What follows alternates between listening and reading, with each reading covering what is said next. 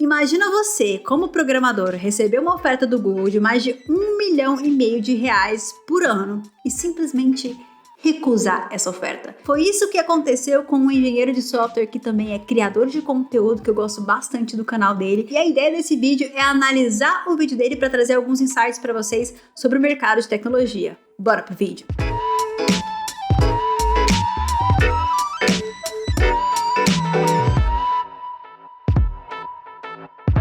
Olá pessoal, bora para mais um vídeo. Se você é novo aqui no canal, eu sou Carol Atequita, seja bem-vindo ao meu canal Atequita Dev. Esse é um canal de tecnologia onde você vai encontrar muito conteúdo legal aqui para você que é programador, trabalha com tecnologia, gosta desse assunto, tem muito conteúdo que vai te ajudar aqui. A única coisa que eu te peço é que se esse conteúdo te agregar em alguma forma que você curta, compartilhe, interaja com o meu conteúdo, porque essa é a forma que você vai estar realmente apoiando meu conteúdo, combinado? Bom, assim como eu disse, já faz um tempo que eu queria trazer esse conteúdo aqui pro canal, mas eu não sabia como eu ia fazer isso, porque eu queria falar sobre esse vídeo, mas eu não queria somente falar sobre ele, então a ideia aqui é que a gente vai fazer meio que um react, a gente vai assistir o vídeo junto, eu vou parando, falando alguns insights aqui com vocês pra gente poder comentar sobre os assuntos, e já vou adiantando que se você gostar desse formato que eu nunca trouxe aqui pro canal, que você comente, porque assim eu posso trazer mais conteúdos nesse sentido. Tem um criador de conteúdo gringo, que eu gosto bastante do conteúdo dele, que é o Pirate King. E ele fala sobre tecnologia, basicamente, ele tem um humor meio ácido, mas ele tem uns conteúdos bem legais, inclusive, ele mostra como que ele criou o currículo mesmo para conseguir oferta dessas empresas FANG, né? Então, acho que tem muito conteúdo relevante lá, e a ideia é falar sobre um vídeo específico do canal dele, que inclusive tá em alta aqui. Google, Prestige, Ultimate Tech, Top Salary. I turned it down. Here's my Google offer. Pirates, about 2 months have passed since I quit Microsoft. I know some of you are wondering what my next steps are. Oh, what am I holding? It's my Google offer. Wait, what? What's my total compensation? Watch until the end to find out. But I can tell. Eu adoro os vídeos dele porque ele é bem assim, sarcástico, bem seco assim no humor. Ele tem alguns conteúdos de humor, mas assim, ele traz muito conteúdo relevante também que eu acho bem interessante. Aqui ele tá falando justamente que ele trabalhava na Microsoft e recebeu ali uma oferta do Google. I tell you right now that I'm not going to Google. Not because Google turned me down, but because I turned Google down. Agora, você chegar num ponto que você vai dizer não pro Google, eu queria chegar nesse ponto, galera, porque é um negócio meio assim, tipo, todo mundo quer entrar nessas Big Techs e o cara simplesmente declina uma oferta dessas, que ele vai falar o valor ali no final do vídeo, vocês vão cair pra trás. Na verdade, eu já dei um spoiler aqui que é mais de R$1,5 milhão, mas assim, ele vai explicar um pouquinho mais de como que é a oferta mais pra frente, mas realmente, um engenheiro de software declinar a oferta do Google é porque tá podendo mesmo, né? Why? Before I explain, for those who don't know me, I'm PK. I create entertaining and educational content related to software engineering. Let me first start by sharing what happened at Microsoft. Why did I all of a sudden decide to leave? It all started when Microsoft announced the RTO, Return to Office, in early February. Was I ready for the announcement? No. A gente sabe que, por exemplo, depois que passou esse processo da pandemia, as empresas começaram a voltar para o escritório. E aqui ele tá falando justamente o que aconteceu com ele em relação a isso, né? Anunciaram que teria essa volta aos escritórios e ele meio que não estava preparado para isso. Eu acho que foi um movimento que a gente viu ali na volta da pandemia muito grande, né? Então, os profissionais de tecnologia resistindo a ter que voltar ali pro escritório, principalmente porque eu acho que quando você prova um pouquinho do trabalho remoto, da liberdade que você tem geográfica, você não quer meio que voltar pro escritório. Então, eu entendo essa frustração. Combine that with the unexciting work, lack of growth, poor leadership, and horrible on-call, all of which I shared previously. E isso que ele falou é muito importante. Ele tem um vídeo falando sobre por que ele saiu da Microsoft, mas é legal a gente ter isso em mente, porque quando a gente fala dessas empresas, Microsoft, Google, parece que é o paraíso, é a coisa perfeita, né? Sempre quis trabalhar lá, mas assim, toda empresa tem seus prós e contras ali, então não necessariamente o ambiente de trabalho ele tem que ser bom. Eu tô pra fazer um vídeo aqui do canal que eu falo justamente sobre por que engenheiros de software, né, do Google normalmente saem depois de 1 ano de empresa. Isso é um fenômeno que realmente acontece lá.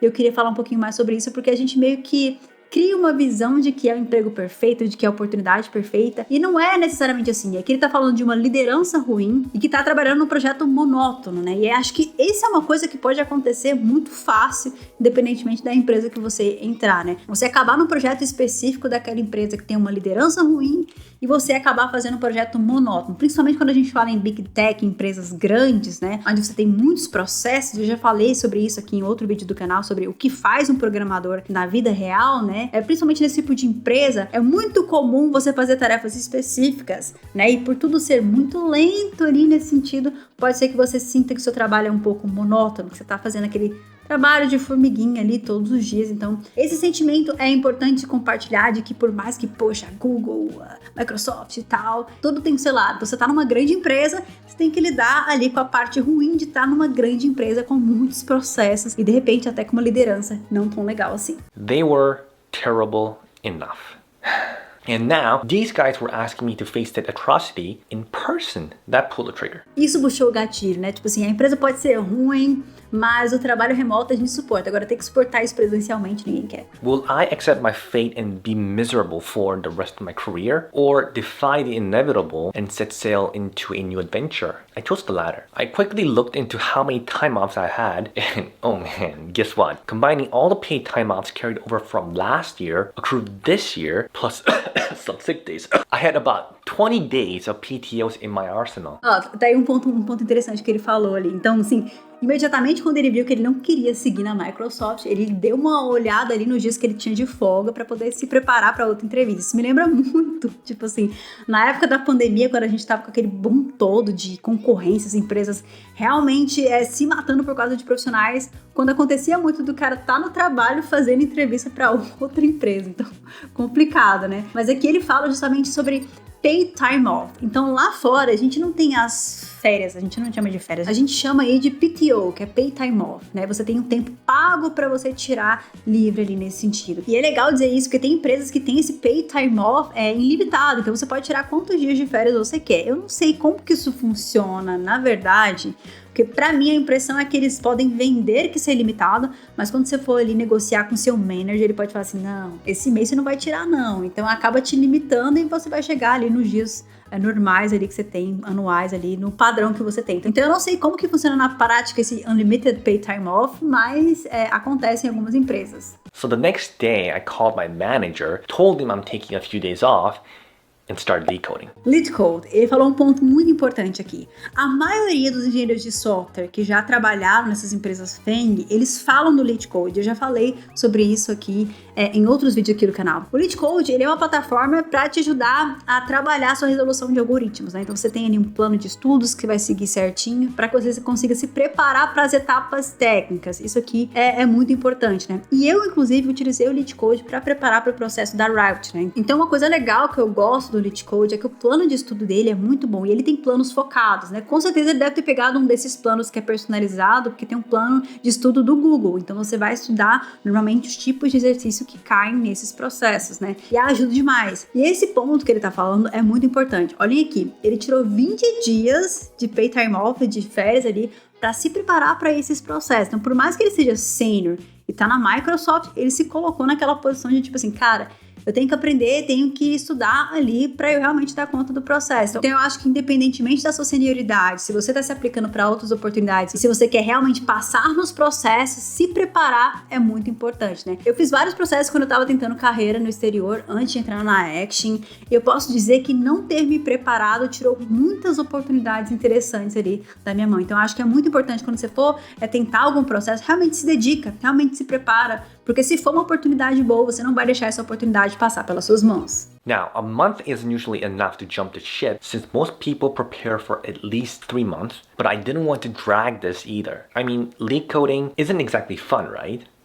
E aí ele tá falando aqui que muitas das pessoas acabam se preparando 3 meses para esse tipo de processo, né? Inclusive, eu fiz uma postagem lá no meu LinkedIn falando como que é processo para essas vagas internacionais, pensando principalmente em empresas do Vale do Silício e Big Tech, e a galera meio que ficou assim, cara, é tudo isso, tem tudo isso de etapa. É claro que depende muito da empresa, né? E até rolou algumas críticas do pessoal, poxa, mas nem médico pedem esse tipo de comprovação e tal, engenheiro de software realmente sofre para poder passar nesses processos, mas poxa, você tá falando de oportunidades que pagam um salário astronômico. É natural que a régua esteja lá em cima. Então, as empresas têm os seus processos para poder selecionar esse tipo de profissionais, né? Então, não que eu esteja defendendo que o processo tenha que ter, sei lá, 7, 8 rodadas de entrevistas técnicas, mas eu acho que cada empresa, ela tem que entender um pouquinho de como que vai fazer a triagem daqueles perfis, porque é muito importante para ela. Então, se ela faz uma contratação errada, isso tem um custo muito alto para a empresa. Então, é muito importante ela saber se aquele profissional realmente vai conseguir atender as expectativas dela. Eu acho que até o ponto aí onde a gente realmente quer traçar o perfil do candidato, onde a gente realmente quer extrair informação,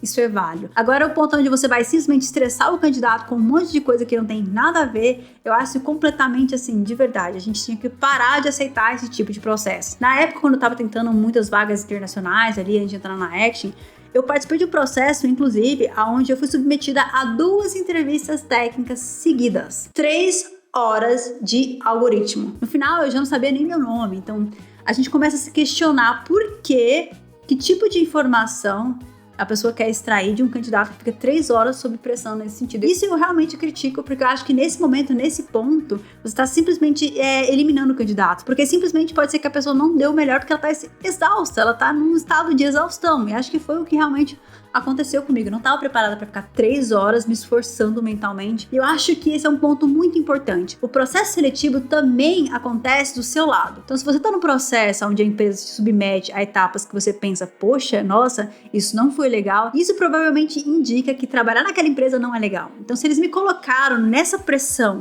só para entrar na empresa, imagina a pressão que o programador não sofre trabalhando naquela empresa. Então, eu acho que é uma seleção dos dois lados. Você também tem que decidir se você quer trabalhar lá ou não. Uma das coisas que eu mais gosto desse mercado de tecnologia é justamente as possibilidades de carreira que você tem nesse setor. Por exemplo, trabalhar com desenvolvimento web, mobile, games, trabalhar com segurança da informação, DevOps, é uma infinidade de possibilidades de carreira que você pode explorar. E ainda com o surgimento das IAs vão surgir novas profissões que a gente nem conhece hoje. O ponto é que, independentemente do caminho que você escolher, ter um direcionamento nesse processo faz muita diferença. E é por isso que eu sempre falo da Cubus Academy, por oferecer um ensino de qualidade com suporte ali que realmente vai te ajudar nesse processo. Eles oferecem vários cursos na área de tecnologia no formato de aulas gravadas com mentorias ao vivo para você tirar suas dúvidas e aprofundar os seus conhecimentos. Além de poder contar com um time incrível que vai te acompanhar nessa jornada de aprendizado. Chega de ficar perdido sem saber o que estudar, sem saber como montar um currículo, sem saber como buscar uma vaga. Você não precisa passar por isso sozinho. E vale destacar que com a Cubus você tem a possibilidade de se candidatar para o programa de residência de software, onde você vai poder conquistar a sua primeira experiência e se inserir no mercado. O melhor é que eles estão com uma oferta especial que vai até o dia 31 desse mês, onde você se matriculando no curso de desenvolvimento de software, você ganha o curso de análise de dados. Olha só, não vai perder essa oportunidade. O link vai estar na descrição desse vídeo. So I'd reluctantly grinded LeetCode for 2 weeks and started the coding interviews. But I only sent my resume to a select few top tech companies, including Google, because I wasn't interested anywhere else. Google was actually kind enough to bypass the phone screen and invited me straight to their virtual on-site, but their generosity wasn't enough to win my heart.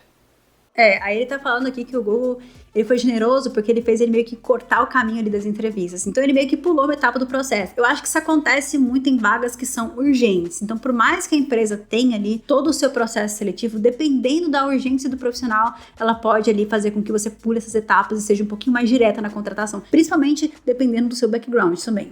Why? Was their offer bad? Well, take a look and judge it yourself. Essa parte é muito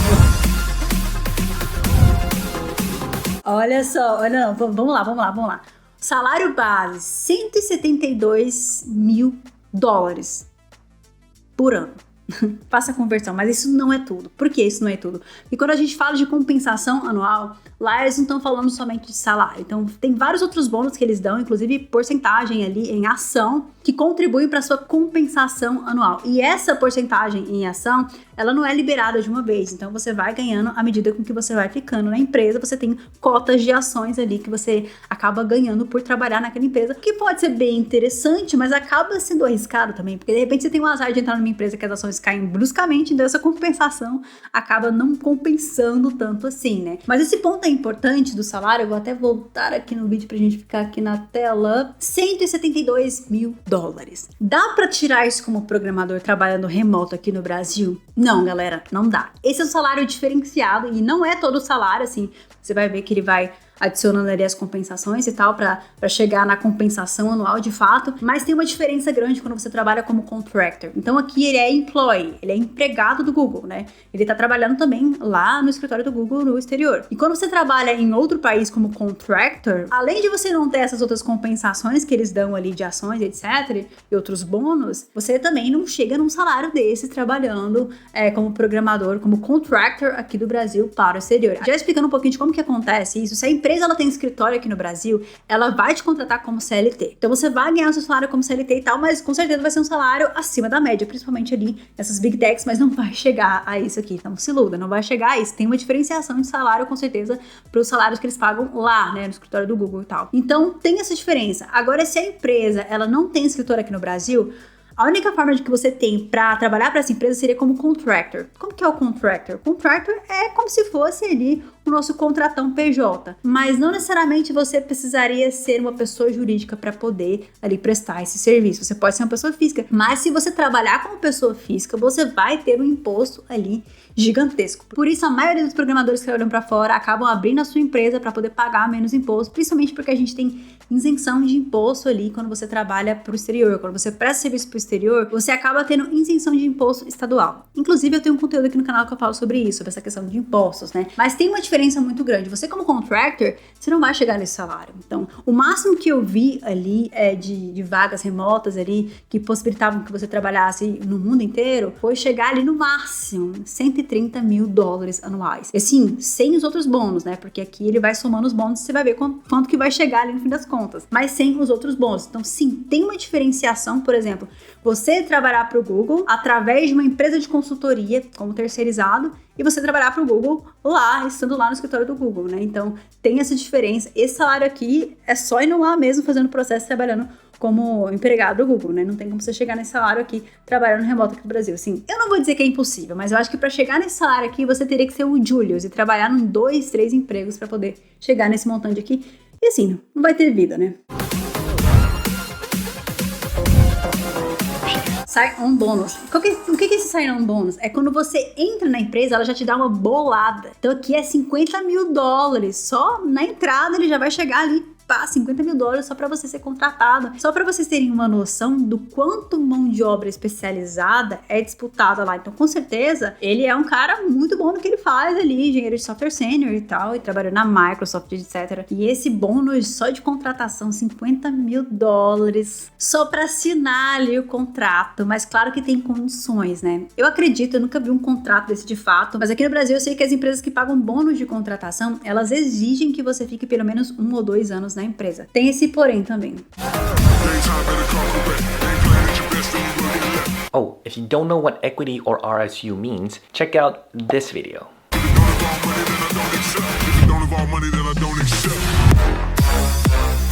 $363 mil. 363. Aqui a gente tá falando de bônus de sign-on, né? Aqui a gente tá falando aqui do salário da compensação dele de fato, né? Do salário dele mensal, anual, né? Aqui a gente tá falando aqui de bônus anual. Aqui a gente tá falando também dessa porcentagem, dessas cotas ali de ações que você ganha ao longo do seu trabalho ali na empresa. Então você vai adquirindo ações como funcionário que você pode vender depois. Isso faz parte da sua compensação anual, que no primeiro ano dele iria chegar a $363.300. E ele disse simplesmente não.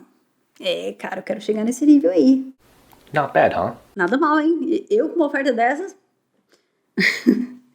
eu acho que eu ia trabalhar 1 ano e parar de trabalhar. Brincadeira, porque eu realmente gosto de codar, mas, cara, meu Deus, muito dinheiro. Google offered me over $360,000 total comp on my first year. But I turned them down. Why? I had better offers. Peace. Hear me out. I have to admit, Google is my dream company. It still is. But one, they initially tried to lowball me. What the f? The recruiter even admitted that Google's no longer the top paying company anymore. They did match the numbers in the end, but only after I provided evidence of my competing offers. Aqui ele fala que ele teve que negociar para poder chegar nesse salário. Então, assim, a primeira oferta não foi essa, mas aí ele foi negociando para poder chegar nesse salário. E aí, isso é um ponto muito importante, né? Eu acho que você nunca deve aceitar a oferta inicial. Sempre tente negociar, porque o melhor momento para conseguir o melhor salário é na hora que você tá entrando. A partir do momento que você tá lá, muito difícil você renegociar isso. Então, o melhor momento para você pedir um salário legal é quando você tá entrando, é quando você tem esse poder de negociação, porque eles querem que você entre. E nesse caso, ele foi muito esperto, porque ele pegou outras ofertas para poder negociar isso com a Google. E um ponto importante, que a gente acha que, poxa, Google é a empresa que paga melhor, mas nesse caso aqui ele tá falando que não, que é uma visão meio que errada. Por mais que seja uma Big Tech e tudo mais e tal, podem ter empresas ali que pagam até mais do que isso. E principalmente podem ser até mais interessantes ali no perfil de empresa. Only after I provided evidence of my competing offers and hurting my pride. 2. Despite the match, the numbers in their offer were still the lowest among my competing ones. They try to justify the compensation gap with their almighty skyrocketing stock price, which plunged 30% from its peak. Aqui ele fala que o valor do salário, ele era um dos menores ali das ofertas que ele recebeu ali das empresas. É claro que ele deixou claro no início do vídeo que ele só enviou o currículo para as melhores empresas. Então, a gente está imaginando que a concorrência sejam empresas tão grandes quanto o Google. Mas a oferta do Google ali foi a menor. Só que eles tentavam compensar isso falando, poxa, mas você vai ganhar ações do Google e tal. Assim como eu falei, né? Você vai ganhar ações, mas, poxa, e se as ações estiverem caindo? Será que isso é um bom negócio? É uma renda variável, né? E aqui ele mostra. Esse vídeo ele é meio antigo, acho que ele tem 1 ano. E nesse momento aqui, a maioria das Big Techs estavam com as ações lá caindo. Então, acho que isso é meio normal, mas é um ponto a se pensar, né? Porque pensando numa renda palpável, as ações não são uma renda que você pode contar muito, porque elas podem subir, descer, depende muito do panorama de mercado, principalmente com o que aconteceu ali com o lançamento do Bard, tudo que a gente tem visto em relação à OpenAI. Com certeza, isso está afetando ali as ações do Google. 3. Google's team matching process is notorious for moving at the speed of a snail. I mean, hey Google, I don't have all day here. Combine that with several unexciting teams I got matched with in Seattle. It was time for me to politely and respectfully say no, with some sarcasm. So that's it, guys. That is it. I seriously said no to Google, my dream company. Hey Google, if you're watching this, no hard feelings, man. I'm sure our path will cross at some point. So I guess your question is, where am I heading? Which company won me over with an offer that's better than Google's?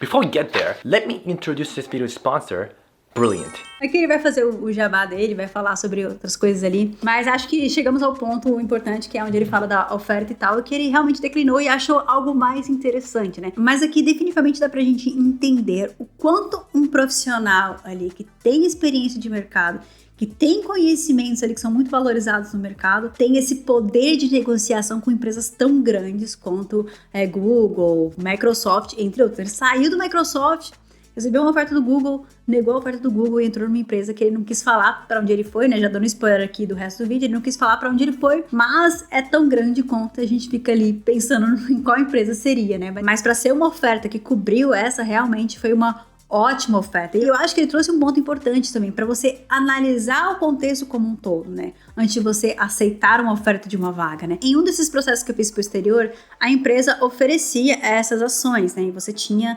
ali, ao longo da sua jornada, ali você ganhava essas ações. E eu lembro muito bem que o recrutador usou essas ações como algo assim, poxa, nossa, aí você vai aumentar tanto ainda o seu salário, mas é algo muito duvidoso, principalmente se não for uma empresa tão grande quanto essa e tal. Você não sabe quanto que essa ação vai valer de fato ali quando você precisar vender ela. E tem sempre as entrelinhas, né? Quando que você pode vender essas ações, quando que você vai receber essas ações. Acaba que eles meio que te amarram ali para que você fique um certo tempo na empresa. E essa é meio que a intenção ali quando eles te dão esse tipo de bônus, né? Para que você consiga ficar o maior tempo para conseguir chegar nessa compensação final ali que eles oferecem. Porque a rotatividade acaba sendo muito grande de profissionais, principalmente profissionais extremamente especializados como ele aqui. Deve ter uma chuva de empresas oferecendo coisa ali para ele, mas assim como ele disse no início do vídeo, ele não estava interessado nas outras, ele estava interessado ali nas maiores, assim, objetivos e estratégias ali de carreira. Agora eu quero saber de você. Você teria peito para recusar uma oferta dessa do Google? O que te faria recusar uma oferta do Google. Não deixe de comentar, porque eu quero ver seu comentário. E eu também queria saber se você gostou desse formato aqui, um pouco diferente aqui do canal. Não deixe de comentar para eu saber se eu posso trazer mais vídeos como esse. Não deixe de ir lá no canal do Period King, porque os conteúdos dele são muito legais. Eu sempre gosto de trazer os conteúdos dele aqui. Tem outros youtubers gringos que eu acompanho, que eu acho muito legal, e que eu posso trazer o conteúdo deles aqui para vocês. E assim como é de costume, vou responder um comentário que deixaram em outro vídeo aqui do canal. E o comentário é do Cláudio Wesley. Atequita, estou começando na área de programação, mais específico mobile. Qual a melhor linguagem para aprender? Java ou Kotlin? Bom, falando em Java e Kotlin, eu entendo que o seu foco ali seja justamente Android, né? E pensando justamente em Android, eu acho que hoje é fundamental que você saiba Kotlin, mas é desejável também que você saiba Java. Mas eu começaria principalmente pelo Kotlin, para que você tenha o essencial. A maioria das vagas hoje para desenvolvimento Android vão utilizar o Kotlin, principalmente como linguagem principal, mas pode ser que você pegue algum projeto legado ali que ainda utiliza Java, e principalmente quando a gente fala ali em bibliotecas que você utiliza no seu projeto, você vai precisar ter uma noção de Java. Mas uma coisa que eu vou falar aqui para você: se você entende lógica da programação, se você sabe a base, uma linguagem para outra é detalhe, é meio que só a forma de você se comunicar. Pensa que toda linguagem, ela na verdade compartilha dos fundamentos. Então, se você tem esses fundamentos, você aprende qualquer linguagem de programação. Então começa pelo Kotlin, mas não se fecha para o Java, porque eu acho que o Java também é importante pensando em desenvolvimento mobile. Muito obrigada pelo seu comentário, Cláudia. Eu espero que eu tenha conseguido responder a sua dúvida, principalmente. Se você tem uma dúvida, não deixe de comentar. Os seus comentários são muito importantes para mim. Antes de eu me despedir pro próximo vídeo, vocês vão maratonar o Atequita Flix. E o vídeo que eu vou indicar hoje é justamente um vídeo onde eu falo sobre carreira mobile, né? Eu falo um roadmap de como você começar uma carreira nesse nicho que é mobile que eu trabalho hoje, e o outro conteúdo vai ser uma indicação do YouTube. Falando em YouTube, agora eu vou assistir mais vídeos, né? E se você quer ver mais vídeos do canal, se inscreve aí.